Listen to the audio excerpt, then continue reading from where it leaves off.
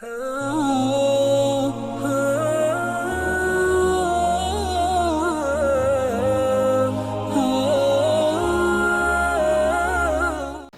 و نصلی علی رسولہ الکریم، اما بعد فاعوذ باللہ من الشیطان الرجیم، بسم اللہ الرحمن الرحیم۔ رب اشرح لی صدری ویسر لی امری واحلل عقدۃ من لسانی یفقہوا قولی۔ ربی ھب لی حکما والحقنی بالصالحین واجعل لی لسان صدق فی الآخرین واجعلنی من ورثۃ جنۃ النعیم۔ اے میرے رب، مجھے قوت فیصلہ عطا فرما اور مجھے نیک لوگوں سے ملا دے، اور بعد میں آنے والوں میں میری سچی ناموری باقی رکھ، اور مجھے نعمت بھری جنتوں کے وارثوں میں سے بنا دے، آمین۔ آج سورۃ البقرہ کی آیت 26 سے سٹارٹ کر رہے ہیں۔ آیت 26 فرمایا اللہ سبحانہ و تعالیٰ نے، اعوذ باللہ من الشیطان الرجیم، ان اللہ لا یستحیی، بے شک اللہ نہیں شرماتا کہ بیان کرے کوئی مثال جو مچھر کی ہو یا اس چیز کی جو اس سے اوپر ہو یا بڑھ کر ہو۔ یہ معرف القرآن سے کروا رہی ہوں آپ کو۔ بعض مخالفین نے کہا کہ اگر قرآن اللہ تعالیٰ کا کلام ہوتا تو اس میں ایسی حقیر چیزوں کا جیسے مچھر یا مکھی وغیرہ کا ذکر نہ ہوتا، اور پھر اس کا جواب اس آیت میں اللہ سبحانہ و تعالیٰ نے دیا کہ یقیناً اللہ تعالیٰ نہیں شرماتے کہ بیان کر دیں کوئی مثال بھی، خواہ مچھر ہو یا حقیر ہونے میں مچھر سے بھی بڑی ہوئی ہو۔ جب کسی حقیر ذلیل چیز کی مثال دینی ہو تو کسی ایسی ہی حقیر چیز سے مثال دینا عین عقل ہے۔ اس کا ذکر ناقتاً شرم و حیا نہیں ہے، اور ایسے احمقانہ شبہات صرف ان کو ہی آتے ہیں جن کے دل و دماغ کفر کی وجہ سے سمجھنے کی صلاحیت سے محروم اور مفقود ہو گئے ہوں۔ اہل ایمان کو کبھی ایسے خیالات نہیں آتے، ان کو یقین ہوتا ہے کہ بے شک یہ مثال موقع کی مناسبت سے ان کے رب کی جانب سے ہے، اور کافر یہی کہتے رہیں گے کہ اس مثال سے اللہ تعالیٰ کا کیا مقصد ہے۔ اللہ تعالیٰ فرماتے ہیں کہ اس مثال سے بہتوں کو گمراہ کرتا ہوں اور بہتوں کو ہدایت دیتا ہوں، اور وہ گمراہ نہیں کرتا مگر انہی لوگوں کو جو فاسق ہوتے ہیں، یعنی ایسی مثالوں سے لوگوں کا امتحان بھی ہو جاتا ہے۔ فرما برداروں کے لیے یہ مثالیں ہدایت دیتی ہیں اور نافرمانوں کے لیے گمراہی کا سبب بنتی ہیں۔ فسق، جس کا روٹ ہے فا سین قوف، اس کے لفظی معنی نکل جانے کے ہیں۔ شرعی اصطلاح میں اللہ تعالیٰ کی اطاعت سے نکل جانے کو فسق کہتے ہیں، اور یہ فاسق لوگ ہیں جو اللہ تعالیٰ سے کیے ہوئے عہد کو توڑتے ہیں، اور جس کے نتیجے میں زمین میں فساد برپا ہوتا ہے۔ یہ آیت نمبر 26 اور 27 سٹارٹ ہوئی ہے۔ اب یہ فساد کیوں ہوتا ہے؟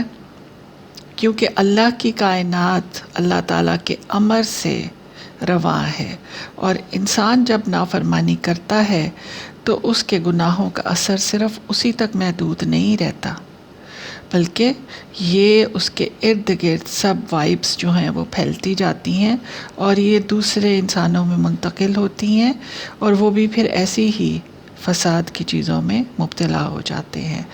اللہ کے عہد کو توڑتے ہیں۔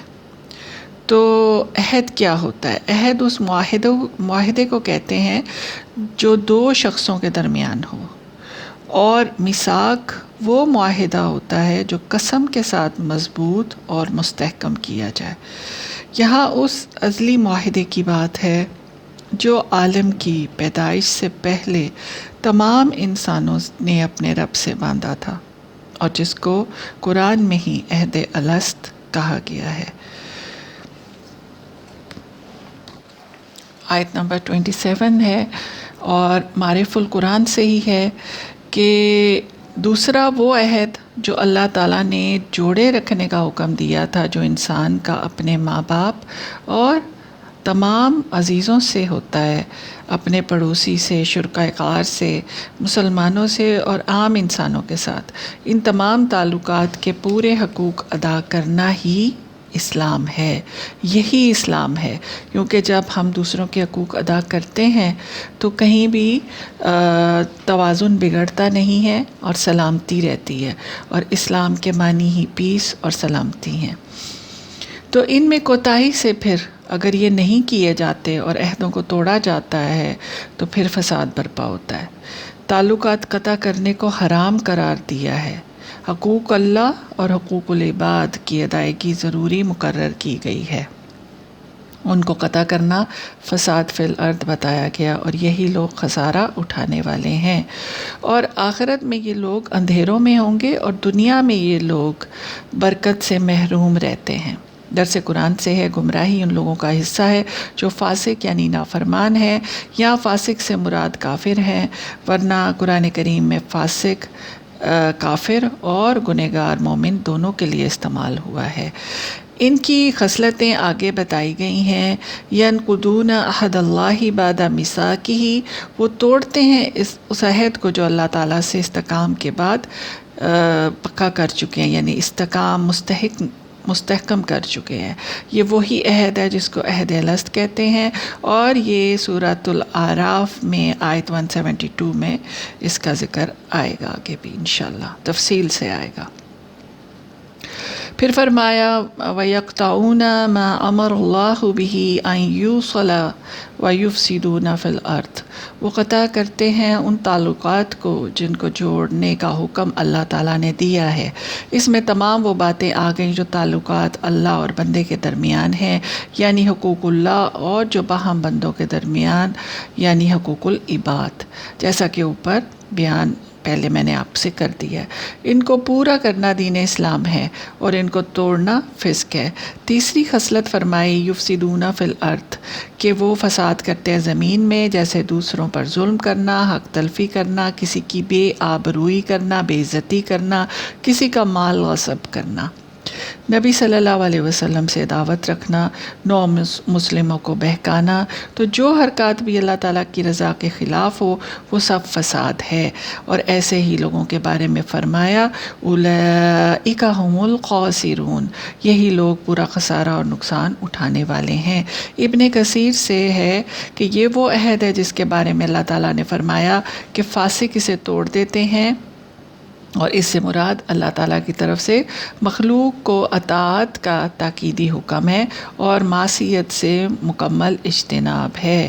اللہ تعالیٰ اپنی کتابوں کے ذریعے اپنے رسولوں کی زبانی فرماتے ہیں اس کے مطابق نہ عمل کرنا اور نہ ہی ان کو عہدوں کو پورا کرنا، تو یہ جو ہے یہ وہ ہے معصیت کے کام، اور اس عہد سے مراد وہ عہد ہے جو اللہ تعالیٰ نے اہل کتاب سے لیا کہ وہ تورات کے مطابق عمل کریں گے۔ جب آخری نبی صلی اللہ علیہ وسلم مبعوث ہوں تو ان کا اتباع کریں گے، ان کی شریعت کی تصدیق کریں گے، چنانچہ عہد کو توڑنا آپ صلی اللہ علیہ وسلم کو پہچاننے کے باوجود ان کا انکار کرنا ہے۔ نیز اس سے مراد رسولوں اور کتابوں کی تکذیب ہے، یعنی کہ ان کو جھٹلانا ہے۔ اور یہ بھی کہا گیا کہ اس آیت سے تمام کافر، مشرک اور منافق مراد ہیں۔ اللہ تعالیٰ نے ان سب سے توحید کے بارے میں عہد لیا تھا اور اپنی ربوبیت کی نشانیاں اس نے کائنات میں پھیلا دی ہیں، اپنے رسولوں کے ذریعے معجزات سے دلائل قائم فرمائے، اور جن کا جواب لانا کسی انسان کے بس میں نہیں۔ وہ انبیاء کی صداقت کی دلیل بھی ہیں، اور یہ وہ لوگ توڑتے ہیں جس کو اللہ نے جوڑنے کا حکم دیا ہے۔ اور یہ کون سی چیزیں ہیں؟ اس سے مراد جو ہے وہ صلہ رحمی اور قرابتوں کو ملانا ہے۔ یہ الطبری سے بتایا میں نے آپ کو۔ تو جو عہد توڑتے اور قرابتوں کو قطع کرتے ہیں یہی خسارہ پانے والے ہیں، یعنی مراد آخرت کا خسارہ ہے۔ اور دنیا میں بھی ہو سکتا ہے۔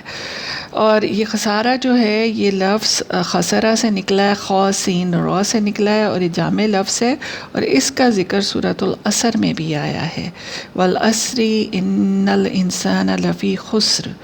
تو اس کو سمجھنا ہوگا، اس کی شدت کو جاننا ہوگا، یعنی کہ اگر آپ اس کو سمجھنا چاہتے ہیں بہت اچھے طریقے سے تو آپ ان لوگوں سے پوچھئے کہ جن کا دنیا میں سب کچھ لٹ جاتا ہے، برباد ہو جاتا ہے، تو یہ وہ خسارہ ہوتا ہے۔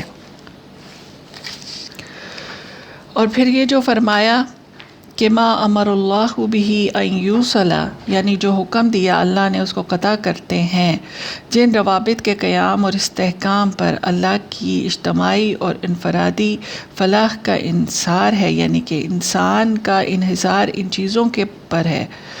دنیا کی فلاح اور ترقی دو لوگوں سے شروع ہوتی ہے جب وہ آپس میں رشتہ قائم کرتے ہیں، اس کے بعد ایک خاندان بنتا ہے، پھر پڑوس تک وہ خیر پھیلتی ہے، اور پھر پورا معاشرہ تشکیل دیتا ہے۔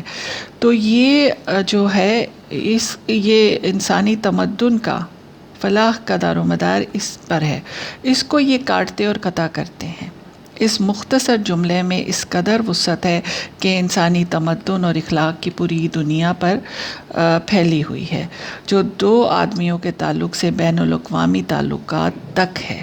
یہ محض تعلقات انسانی کا انقطاع نہیں ہے، بلکہ بین الانسانی معاملات کی خرابی اور نظام اخلاق اور تمدن کی بربادی ہے۔ ناجائز اور غلط روابط بھی اسی انقطاع میں آتے ہیں، لہٰذا فرمایا وَيُفْسِدُونَ فِي الْأَرْضِ، وہ فساد کرتے ہیں زمین میں۔ یہاں فاسق کی مکمل خصلت بیان کر دی گئی ہے۔ اللہ اور بندے کے تعلق، انسان اور انسان کے تعلق کو کاٹنے یا بگاڑنے کا لازمی نتیجہ فساد ہے، اور فساد کرنے والا ہی فاسق ہوتا ہے۔ بیان السبحان سے ہے، آیت نمبر 28 ہے کہ گزشتہ آیات میں قرآن پاک کا اعجاز اور اللہ تعالیٰ کی طرف سے نازل ہونا ثابت ہو گیا، مخالفین کے اعتراضات کا جواب بھی دے دیا گیا۔ اب یہاں سے آیت 39 تک اللہ تعالیٰ نے اپنی نعمتوں کا اظہار کیا ہے، جو تمام دنیا کے لیے عام ہے، کوئی قوم، کوئی شخص، یعنی صرف یہ مسلمانوں کے لیے مخصوص نہیں ہے۔ فرمایا کیف تکفرون باللہ، تم کیسے اللہ تعالیٰ کا انکار کرتے ہو، اس کی وحدانیت کا، اس کی خالقیت کا، اور تمام اس کی دوسری صفات کا۔ وَكُنْتُمْ أَمْوَاتًا، جبکہ تم مردہ تھے، یعنی بے جان تھے، بالکل معدوم تھے، کوئی چیز نہیں تھے، یعنی موت میں ہی تھے، نہ کوئی حس تھی نہ حرکت۔ فَأَحْيَاكُمْ، پس تم کو زندگی دی، معدوم سے وجود کیا، یعنی اللہ تمہارا موجد اور خالق ہے۔ ثُمَّ يُمِيتُكُمْ، پھر موت دے گا تم کو، یعنی جو تمہاری موت کا وقت اس نے مقرر کیا ہے تم کو مارے گا، کوئی بھی اس کی گرفت سے بچ نہیں سکتا، یعنی کہ زندہ کیا ہے تو اب پلٹ کر موت کے بعد اس تک دوبارہ جانا ہے۔ ثم یحییکم، پھر تم کو نئی زندگی عطا کرے گا جو قیامت کے دن عطا کی جائے گی۔ تو دو اموات اور دو زندگیاں مراد ہیں۔ پھر فرمایا ثم الیہ ترجعون، پھر اسی کی طرف تم کو واپس جانا ہے۔ پھر وہاں پہنچ کر خود ہی اقرار ربوبیت اور توحید کر لو گے، اس وقت لیکن اس کا کچھ فائدہ نہ ہوگا۔ معرف القرآن سے ہے، اموات موت یا میت کی جمع ہے، مردہ اور بے جان چیز کو کہا جاتا ہے۔ انسان اپنی اصل حقیقت پر غور کرے تو معلوم ہوگا کہ اس کے وجود کی ابتدا وہ بے جان ذرات ہیں جن کو اللہ تعالیٰ نے کہاں کہاں سے جمع فرمایا، پھر ان میں جان ڈالی، ان کو زندہ انسان بنا دیا۔ تو جیسے پہلی مرتبہ تمہارے بے جان ذرات کو جمع کر کے ان میں جان پیدا کی، پھر وقت مقررہ تک زندہ رکھے گا، پھر وقت پورا ہونے پر موت دے گا، پھر ذرات بنا دے گا، پھر دوبارہ مٹی میں مل جاؤ گے، پھر ایک عرصے کے بعد جب قیامت برپا کرے گا تو پہلے کی طرح تمہارے جسم کے بے جان اور منتشر ذرات کو جمع کر کے تم کو زندہ کر دے گا نئے سرے سے۔ پھر فرمایا ثم الیہ ترجعون، پھر تم کو اسی ذات پاک کی طرف لوٹ کر جانا ہے جو حشر نشر قیامت کا وقت ہوگا۔ اس آیت میں اللہ تعالیٰ نے ان احسانات کا ذکر کیا ہے جو ہر انسان کی اپنی ذات سے متعلق ہیں،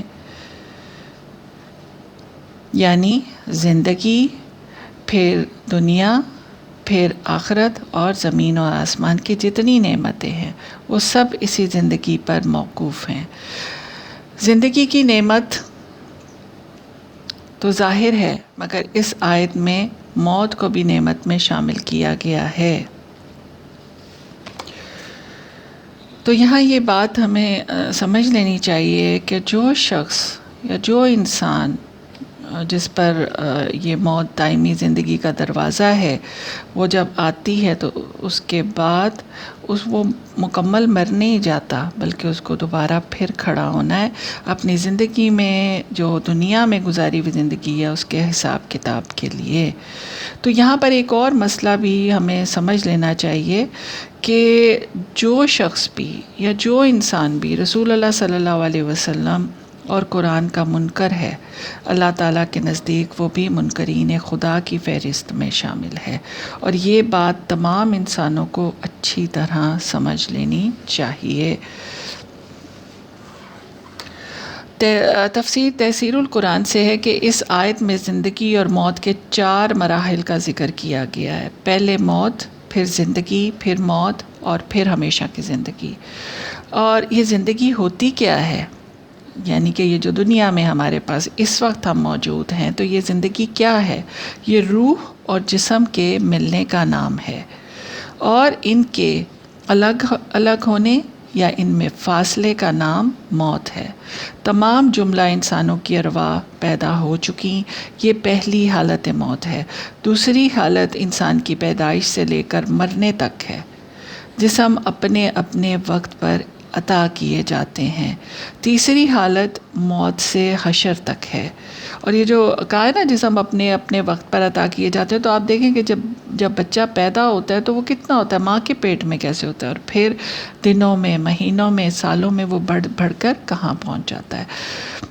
تو اسی طرح آخری حالت دوبارہ جی اٹھنے پر ہے، جو نیور اینڈنگ زندگی لائے گی۔ اور یہ بھی یاد رکھیں کہ جن حالتوں کو موت سے تعبیر کیا گیا ہے، ان میں بھی زندگی کی کچھ نہ کچھ رمق موجود ہوتی ہے، مگر موت کے اثرات غالب ہوتے ہیں، اس لیے موت کہا گیا۔ پہلی موت کے درمیان ہی عہد الست لیا گیا تھا، اور دوسری موت میں قبر کا عذاب یا آرام ہوتا ہے۔ جیسے دنیا میں حالت خواب ہوتی ہے، خواب میں انسان چلتا پھرتا، کھاتا پیتا ہے، اسی طرح خواب اور نیند کو حدیث میں موت کی بہن کہا ہے، لیکن زندگی کی نہیں کہا۔ نیز سونے کی دعا سے بھی ظاہر ہوتا ہے کہ موت سلبی چیز نہیں، ایجابی چیز ہے۔ اللہ تعالیٰ نے موت کو پہلے پیدا کیا، زندگی کو بعد میں۔ سورۃ الملک میں فرمایا الذی خلق الموت والحیات لیبلوکم ایکم احسن عملا، وہی ذات ہے جس نے موت و زندگی کو پیدا کیا تاکہ تم کو آزمائے کہ کون تم میں سے بہترین عمل کرتا ہے۔ انسان کو توجہ دلائی ہے کہ جو ہستی اتنی قدرت، وسیع تصرف رکھتی ہے، اس کا تم کیسے انکار کر سکتے ہو۔ سلطان بشیر محمود صاحب کی ایک کتاب ہے قیامت اور حیات بعد الممات، میں اس میں سے کچھ آپ کو مواد پیش کرنا چاہوں گی۔ مصنف موصوف لکھتے ہیں کہ نفس اور روح کے علاوہ بھی جسم جن عناصر سے تشکیل پاتا ہے وہ بھی انمٹ ہے۔ قدرت کا اصول ہے کہ عام حالات میں مادہ نہ تباہ کیا جا سکتا ہے اور نہ پیدا، البتہ اپنی تربیت حیت میں تبدیل ہوتا رہتا ہے اور بکھر کر تحلیل ہو جاتا ہے، لیکن اس کا ایک ایک ایٹم قیامت تک محفوظ ہے، بلکہ ان کو اپنے ساتھی ایٹموں کے ساتھ گزری ہوئی زندگی بھی یاد رہتی ہے، اور اگر کبھی انہیں قریب آنے کا اتفاق ہو تو وہ ایک دوسرے کو پہچان بھی لیں گے۔ اس لیے قبر مٹی کی ہو، پانی کی ہو، ہوا کی ہو، دریا کی ہو، عناصر کی حد تک جسم قائم رہتے ہیں۔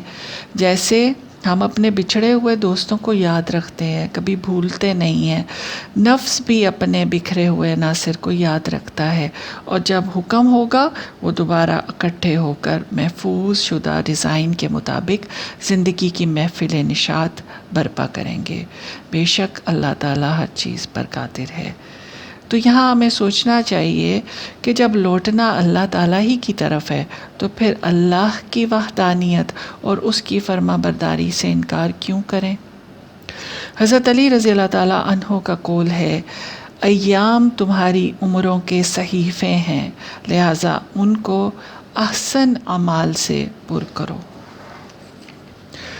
آیت 29 ہے، بیان السبحان سے ارشاد ہے، بیان السبحان سے ایک ارشاد فرمایا، هو الذی خلق لکم ما فی الارض جمیعا، وہی ہے جس نے پیدا کیا تمہارے لیے جو کچھ زمین میں ہے، سب کا سب، تمہاری روح اور جسم کے لیے تمام عالم ارضا کو پیدا کیا تاکہ تم اس سے فائدہ حاصل کرو۔ نباتات، معدنیات، جمادات، حیوانات سب تمہارے فائدے کے لیے بنائے۔ دنیا کی ہر چیز انسان ہی کے لیے پیدا فرمائی۔ اس کے بعد آسمان بنانے کا ارادہ فرمایا، اور 7 آسمان ٹھیک ٹھیک بغیر کسی خرابی ناہمواری کے بنا ڈالے تاکہ آسمانی آبا کے اثرات ارضی امہات قبول کریں اور مفید اشیاء پیدا ہوں۔ آسمان بارش برسائے اور زمین پھر اپنے اناج اگائے، پھلوں میں پختگی، سمندروں میں مد و زجر ہو، بخارات سے بارش، بجلی، کڑک چمک، گرج، برف، اولے فائدہ رساں اشیاء کی پیدائش کا سبب ہو۔ اللہ تعالیٰ نے ہر چیز کی حالت، پیدائش، غرض پیدائش، کیفیت پیدائش اچھی طرح علم کے ساتھ پیدا کی ہے۔ اس کا فعل، کوئی بھی فعل بیکار نہیں، اور نہ اس کو خلق عالم میں کوئی دشواری ہو سکتی ہے۔ اللہ تعالیٰ نے انسان کی روحانی اور جسمانی پرورش کے لیے اس عالم کائنات کو پیدا کیا۔ تفسیر القرآن سے ہے، اس آیت سے مندرجہ ذیل باتیں معلوم ہوئی۔ نمبر 1 کہ اللہ تعالیٰ نے کیونکہ زمین کی سب اشیاء انسان کی خاطر پیدا کی، اس لیے انسان تمام مخلوقات سے اشرف ہوا۔ نمبر 2 ہے، انسان زمین کی ہر چیز سے فائدہ اٹھانے کا حق رکھتا ہے، لیکن وہ چیز مباح، جائز، یعنی مباح کیا ہوتا ہے؟ جائز یا حلال ہے، جسے شریعت نے حرام سے الگ کر دیا ہو، اور حرام وہ چیز ہوگی جس کی شریعت نے وضاحت کر دی ہو۔ نمبر 3 زمین کی پیدائش 7 آسمانوں سے پہلے ہوئی۔ نمبر 4 آسمان کوئی تصوراتی چیز نہیں ہے جیسا کہ آج کل کے ماہرین کا خیال ہے، بلکہ آسمان ٹھوس حقیقت ہے اور ان کی تعداد 7 ہے۔ احسن البیان سے ہے کہ آسمان ایک حسی وجود اور حقیقت ہے، محض بلندی کو سماع سے تعبیر نہیں کیا گیا، اور ان کی تعداد 7 ہے۔ حدیث کے مطابق ہر 2 آسمانوں کے درمیان 500 سال کی مسافت ہے، یعنی 500 ایئرز کی مسافت ہے۔ اور سورہ الطلاق میں ہے، زمین بھی آسمان کی مثل ہے، یعنی وہ بھی 7 ہیں۔ آیت نمبر 29 ہی ہے، اور احسن البیان سے ہے کہ حدیث میں ہے کہ من اخذ شبرا من الارض ظلما فإنه يتوقه یوم القیامة من 7 اردین۔ اور یہ بخاری کی حدیث ہے، جس نے کسی کی ایک بالش زمین بھی ظلماً لے لی تو اسے 7 زمینوں کا طوق پہنایا جائے گا۔ اس آیت سے ایک جو بہت اہم نقطہ نکلتا ہے وہ یہ نکلتا ہے کہ زمین کی تخلیق آسمان سے پہلے ہوئی، لیکن النازعات میں، سورہ النازعات میں ہے کہ وَالْأَرْضَ بَعْدَ ذَلِكَ دَحَاهَا، یعنی زمین کو اس کے بعد بچھایا۔ اس کی توجیہ یہ کی گئی ہے، مفسرین نے جو کی ہے، کہ تخلیق تو پہلے زمین ہی کی گئی، ہموار کر کے بچھانا آسمان کی تخلیق کے بعد عمل میں آیا، کیونکہ دحوا کا معنی یعنی دال ہا واو جو اس کا روٹ لیٹرز ہیں، اس کا معنی ہوتا ہے صاف کر کے بچھانا۔ اور اس کے بعد آیت نمبر 30 ہے، وَإِذْ قَالَ رَبُّكَ لِلْمَلَائِكَةِ، اور جب کہا تمہارے رب نے فرشتوں سے۔ یہ فرشتے کون ہوتے ہیں؟ فرشتے جو ہیں یہ اللہ تعالیٰ کی نوری مخلوق ہیں، جن کا مسکن آسمان ہے، جو اوامر الہی بجا لانے اور اس کی تحمید اور تقدیس میں مصروف رہتے ہیں، یعنی کہ اللہ کی تعریف اور اللہ کی بڑائی اور پاکی بیان کرتے رہتے ہیں اور اس کے حکم سے سرتابی نہیں کرتے۔ آگے فرمایا انی جاعل فی الارض خلیفہ، میں بنانے والا ہوں زمین میں خلیفہ، یعنی خلیفہ سے مراد ایسی قوم ہے جو ایک دوسرے کے پیچھے آنے والی ہو، خلف ہے نا اس کا روٹ، تو یعنی کہ جو پیچھے آنے والے ہوں۔ تو پھر فرشتوں سے کہا، کیا فرشتوں نے اس کے جواب میں کیا کہا جب اللہ تعالیٰ نے یہ اعلان فرمایا؟ تو انہوں نے کہا کہ کیا تو بنائے گا اس میں جو فساد کرے اور خون بہائے؟ اور فرشتوں کا یہ کہنا کسی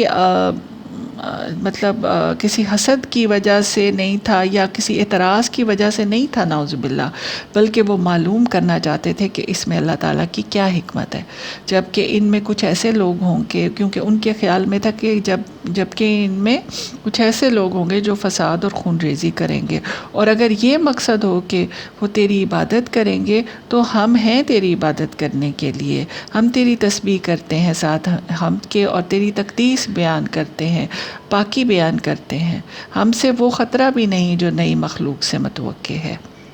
اس پر اللہ تعالیٰ نے فرمایا قال انی اعلم ما لا تعلمون، فرمایا اللہ تعالیٰ نے میں وہ مصلحت جانتا ہوں جو تم نہیں جانتے، یعنی کہ کیونکہ ان میں انبیاء، شہداء، صالحین، زاہدین بھی ہوں گے۔ یہ ابن کثیر سے آپ کو بتا رہی ہوں کہ سوال ہے کہ فرشتوں کو کیسے علم ہوا کہ ابن آدم فساد برپا کریں گے؟ اس کا اندازہ انہوں نے پہلے کی مخلوق کے اعمال سے لگایا ہوگا، کیونکہ پہلے زمین پر جنات آباد تھے جو دنگا فساد کرتے تھے، اور بعض نے کہا کہ اللہ تعالیٰ نے خود ہی بتا دیا تھا۔